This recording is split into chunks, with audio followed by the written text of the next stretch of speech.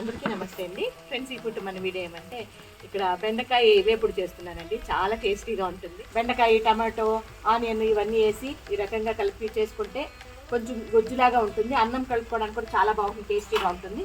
కొంచెం చేసే విధానం కొంచెం డిఫరెంట్గా ఉంటుందండి. అదే రకంగా ప్రాసెస్ మనం ఫాలో అయితే మాత్రం సూపర్గా వస్తుంది అనమాట. చాలా టేస్టీగా ఉంటుంది, బంక లేకుండా. ఇప్పుడు మీరు గమనించవచ్చు, చూడండి బంక అనేది లేదు ఇక్కడ. ఇట్లా చూడండి, జిగురు లేకుండా ఎంత బాగుందో. ఈ విధంగా చేసుకోవాలంటే కొద్దిగా మనం ప్రాసెస్ పాటించుకుంటే మనం ఖచ్చితంగా చాలా బాగా వస్తుంది.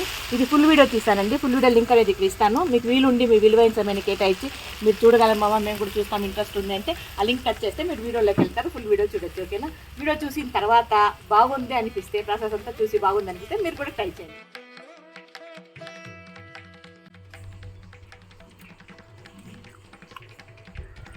సూపర్ అండి, చాలా బాగుంది. తప్పకుండా మీరు కూడా ట్రై చేస్తుండండి. చాలా చాలా బాగుంది, సూపర్గా ఉంది.